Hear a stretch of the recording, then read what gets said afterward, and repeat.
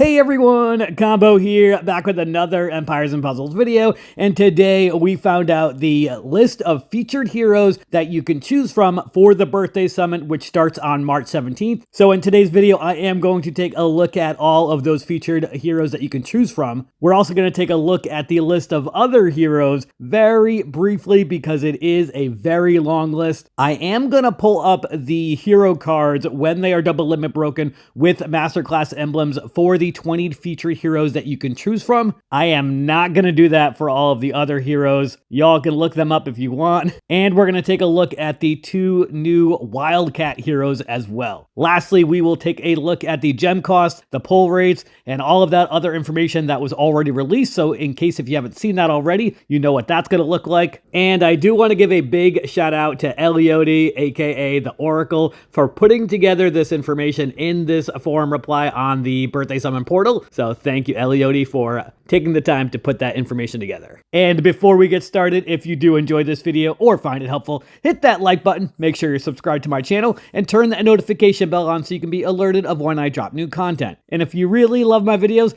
consider becoming a member by hitting the join button next to where it says subscribe, and you can get some additional information on the perks of becoming a member, including getting access early to videos before they get released. All right, so first let's take a look at the featured heroes. There are 20 of them that you can choose from, and you can choose 3 of them on top of the 2 Wildcats, which will automatically be preloaded as featured heroes. And there are a lot of great heroes to choose from. You can see we've got Fergus, Astrid, Rosalind, Regen, Vard, Hridamar, Kolya, Sable, Sludgus, Beowulf, Silverpaw, Dulafleur, Armand Montcharmin, Hrothgar, Quarry. We've also got Bernadette, Dima, Maisie, Dagger, and Ott. I've got quite a few myself, so I've got to decide who I'm going to be choosing for my featured heroes. At the end of the video, I will go over who I think that I'm going to add, but I've got about 4 or 5 that I'm currently choosing from. And then before I take a look at the actual heroes themselves with their stats for those featured heroes, let's take a look at the heroes that are not going to be featured. You do have a higher percentage chance of pulling these heroes, and it's almost everybody in the game, it seems. This is going to list 3-star, 4-star, and 5-star heroes. You can see we've got some challenge festival heroes, quite a bit of contest of elements heroes. We've got more Lovia here, some Ninja Tarot heroes, some season 2 or season 3 heroes with their costumes, lots of heroes of the month and their costumes as well. So definitely excited to see the heroes coming with their costumes in this portion of the portal. We've got season 3 or season 4 heroes coming here right now, some more season 3 heroes. And feel free to pause this at any point if you want to make sure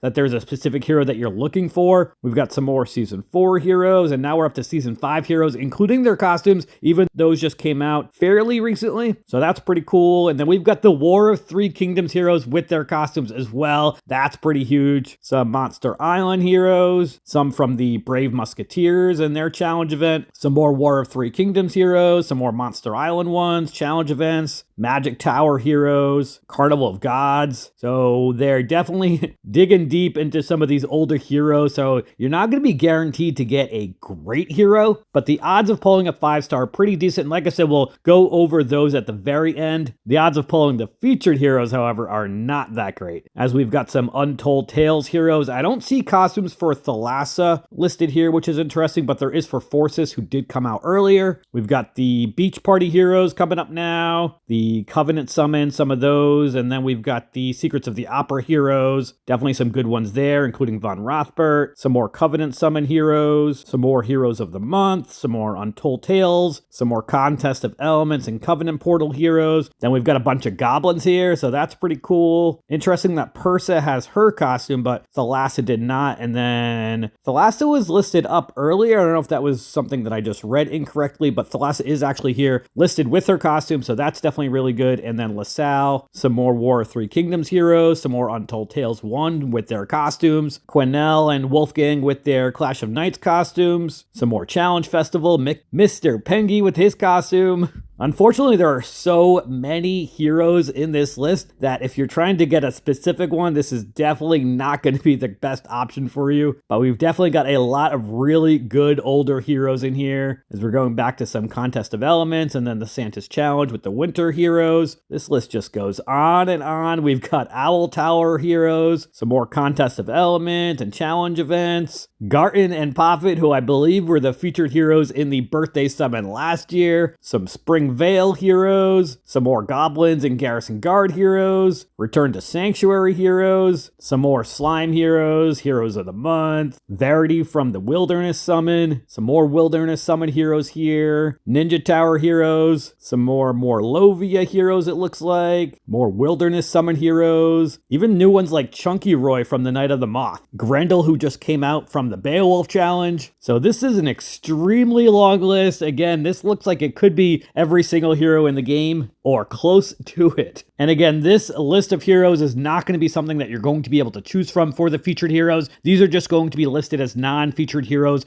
which do have a higher pull rate, which again, I will go over shortly. But first, I want to take a look at the stats of the 20 heroes and the 2 Wildcat heroes for which you can choose as options as your featured heroes in this event. All right, so we are going to take a look at these heroes one element at a time. We're going to take a look at the dark heroes first, and I've got Hreidmar here. This is a brand new hero that just came from the Untold Tales 2 portal within the last couple weeks, actually. So she has extremely good stats, up to 1532 individual power. She's wizard class, she's slow mana speed. She attacks all enemies with that Firestorm Strike, dealing up to 2100 damage, deals 40% more damage if the target is nature, never misses its targets, and then she steals mana as part of her secondary part of her special. Our next dark hero is going to be Dulafleur, who is also part of that Untold Tales 2 portal. She is a cleric class. She has fast mana speed. She's going to give everybody that Firestorm ward for 4 turns, which reduces incoming special skill damage up to 820, reduces more against nature. She's going to make it so that all allies are immune to new ailments as well. And then she's also going to heal everybody, I think for 25 or 30% heal. It isn't listed on this card itself because I can't see the whole special. And that was actually a buff that they gave her afterwards. This card actually might be from before the buff. And something worth noting too for the Untold Tales 2 list of heroes is that they give everybody that corrosive burn, which is a lot of damage. It's like 400 to 500 damage every single turn. So even though Dulafleur is a healer, she is still going to give that corrosive burn to everybody. Next, I want to take a look at Maisie from the Garrison Guard family. She's average mana speed. She's going to boost health of all allies by 800. Boosted health can exceed max HP. She's also going to boost health of all allies by 160 for each status ailment the ally has, up to 800 health in total. She then gets that Shield Guard Mega Minion, which is like 65% health, and it's going to cleanse the latest cleansable status ailment every single turn. Garrison Guard heroes are extremely popular on defenses because of those extra Mega Minions that they start with, so it makes them a lot harder to take down. And then our last dark hero we have is Vard. He is one of the Astral Dwarves who have recently come out. He's slow mana speed. He's going to deal 480% damage to all enemies, is going to add a Wither for minus 350 attack and defense to all enemies, and then all enemies get minus 30% mana generation for 5 turns. So he seems like a pretty cool hero also.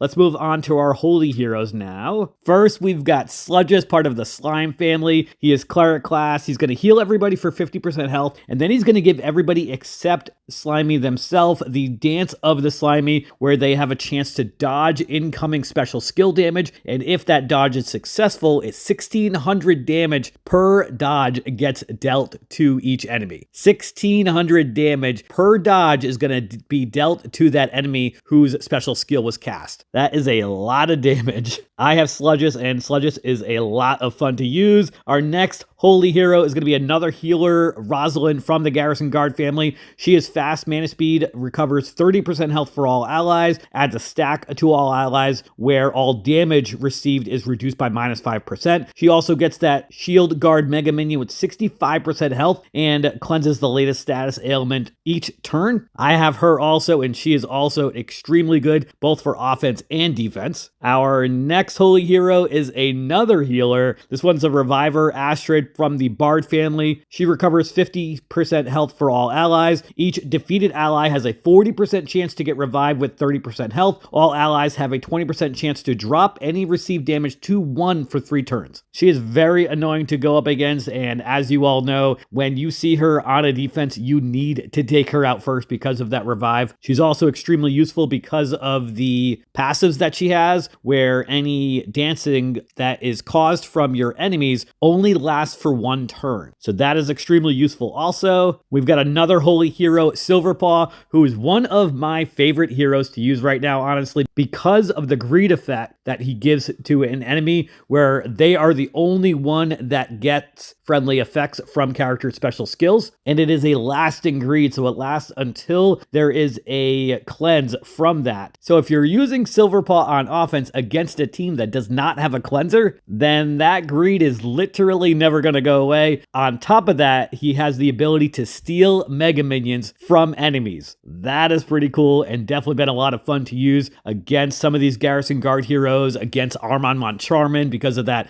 Mega Minion that makes it so that enemies fall asleep 1 time each turn. Or if you're trying to get rid of a tank and the Mega Minion keeps on respawning because the special keeps on going off, like Rosalind, Silverpaw has definitely been a lot of fun because of that. And him being part of the Fox family makes it so that healing is 50% less. And that's just part of his passive, not part of like any special skill that he's got. So long as Silverpaw is alive, that 50% heal will be in effect, which is extremely useful for Fiends and Mega Fiends if you pair them with Silverpaw. All right, those are our 4 holy heroes we have. Let's move on to ice heroes now. First one we're going to take a look at is Sable, who is very fast mana speed. She is going to cast full removal on the caster, which removes all growth and wither effects and any other status effects that she has. She is then going to go into ghost form for 3 turns, and when she comes out, she guarantees to revive a member on your team. It is at random, so obviously you can't choose it, and it's only going to be 1 member of your team. So if nobody is dead, it's going to be a little less useful in a battle. She is cleric class. She's also part of the Fox family, so that 50% healing for the passive is going to be in effect as well. She can definitely be extremely useful when you time that special correctly. Annoying to go up against when she's on a defense, and very useful on offense as well. Our next ice hero we're going to take a look at is Hrothgar, part of the Beowulf family. I believe these stats are before the buff that he just got. So he's going to deal 310% damage to all enemies, reduces the mana of enemies by 20%. All enemies get minus 24% mana generation, and then he's going to add a status attack generator where he gives a random ally, I think it's like plus 60% attack or something like that. It's pretty high. He's going to do that each turn. I think it's for 5 turns. Again, I can't see the full hero card here because it's just a screenshot, but he is definitely really good also. And then we've got Fergus, probably the best tank in the game right now. He's part of the Garrison Guard family. He is slow mana speed, but because he's usually a tank, he's going to activate quickly.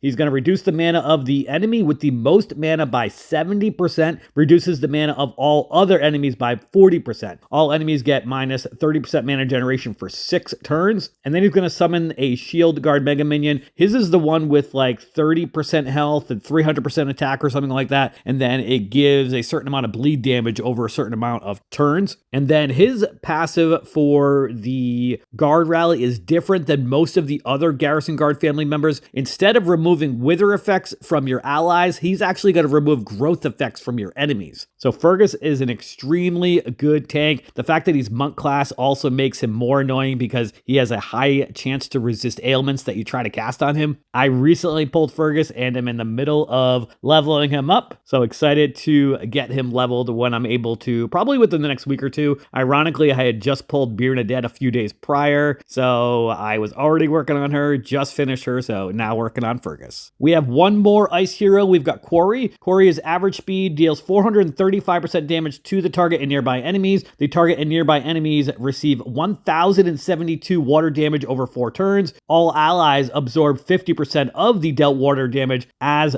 boosted health. And then he also gives a growth effect to all allies. It's plus 200 attack and 200 defense to all of your allies. He is also monk class, so that is definitely ideal for defense, and he's also obviously very useful on offense as well. Moving on to our nature heroes. First, we're going to take a look at Ott from the Untold Tales 2 family. He is fast mana speed. He boosts health of all allies by 600. All allies get that Firestorm ward for 3 turns, which reduces incoming special damage by 1,000. Reduces extra by 30% against nature heroes. And then he also makes it so that any status buffs that you have on your allies are undispellable. Ott is an extremely good healer, great class being a monk class, and he is also going to give that corrosive burn damage, even though he's a healer, to all enemies. So he's going to heal and he's going to give some damage because of that. So that definitely makes him extra useful as a healer since he also gives damage. Next up, we've got Kolya from the Garrison Guard family. He is average mana speed, dispels 1 buff from all enemies, deals 300% damage to all enemies, deals additional 6% damage per remove status effect up to 330% in total. Then he's going to get one of those shield guard mega minions that has that 65% health and 180% attack, which also cleanses the latest cleansable status ailment each turn. So he's also really good. And then we've got Armand Moncharmin. He has escaped me, so he will likely be one of my featured heroes that I choose, but he's going to deal 300% damage to all enemies, summons a bodyguard mega minion with 50% health and 250% attack inherited from the caster. And then the target hit by the bodyguard mega minion falls asleep and is going to receive extra damage while asleep. That is extremely annoying to go up against, and the Mega Minion has pretty decent health with that 50% health of Armand. Definitely a really great hero from that Secrets of the Opera family. And then we've got Dagger from the Untold Tales 2 family. He is average speed, attacks all enemies with the Firestorm Strike, dealing up to 1,400 damage, deals more damage against nature. The damage bypasses minions, and he also has that corrosive burn that he deals as well. Dagger is extremely annoying to go up against when he's on defense because he also gives poison as part of his special, and then he has another part of his special where he is going to make it so that all enemies get plus 45% extra damage from poison and burn, and because he gives poison and burn, that is very annoying, and that damage definitely adds up pretty quickly.